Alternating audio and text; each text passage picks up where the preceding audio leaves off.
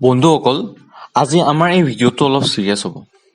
ইতিমধ্যে আমি সকলোৱে গম পাইছোঁ বৰ্তমান চলি থকা এটা কণ্ট্ৰভাৰ্চি বিষয়ে।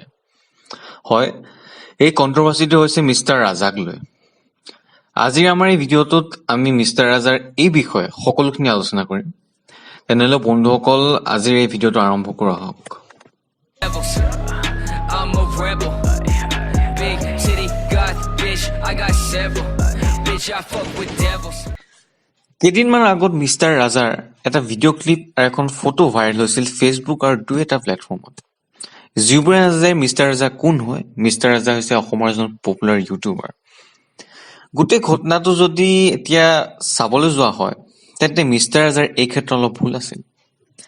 এজ এ ৰোষ্টাৰ বা এজ এ ইউটিউবাৰ হিচাপে তেওঁ নিজৰ পাৰ্চনেল লাইফ পাব্লিকেলি এক্সপ'জ কৰা বা দেখুওৱাৰ কোনো দৰকাৰ নাছিলে।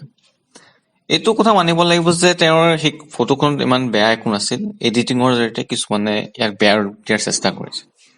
কিন্তু যিটো ভিডিঅ' ক্লিপ ভাইৰেল হৈছিল, সেইটো গোটেই কণ্ট্ৰভাৰ্চিটোৰ সৃষ্টি কৰিলে।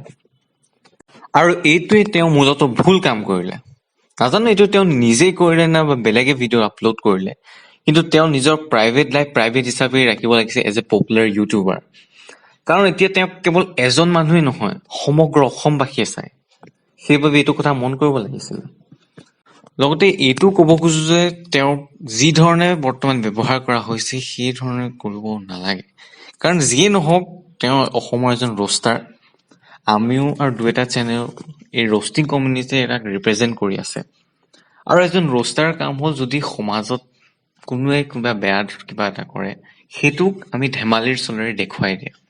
আজি মিষ্টাৰ ৰাজাই অলপ ভুল কৰিলে, সেইটো দেখুৱাইটো আমাৰো এটা কৰ্তব্য। কিন্তু তেওঁক যিটো লেভেলত বৰ্তমান ব্যৱহাৰ কৰা হৈছে, সেইটো কৰিব নালাগে। মোৰ ক'ব লগাখিনি ক'লোঁ। বাকী আপোনালোকে কি ভাবে মোৰ এই ভিডিঅ'টো চাই? যদি আপোনালোকে মোৰ মতটো সমৰ্থন জনায়, তেতিয়াও আপোনালোকে কমেণ্ট বক্সত লিখিব। যদি নহয়, সেইটোও আমাক জনাব। আৰু ইমানখিনি কৈ আজি মোৰ এই ভিডিঅ'টো সমাপ্ত কৰোঁ। ধন্যবাদ। দেন বন্ধুসকল, আজিলৈ ইমানতে সমাপ্ত কৰিছোঁ। যদি আপোনালোকৰ এই ভিডিঅ'টো ভাল লাগে, লাইক কৰিব, কমেণ্ট কৰিব আৰু ছাবস্ক্ৰাইব কৰিব। লগতে বেল আইকনটো অৰ্থাৎ ঘণ্টাটো বজাবলৈ নাপাহৰিব। ধন্যবাদ।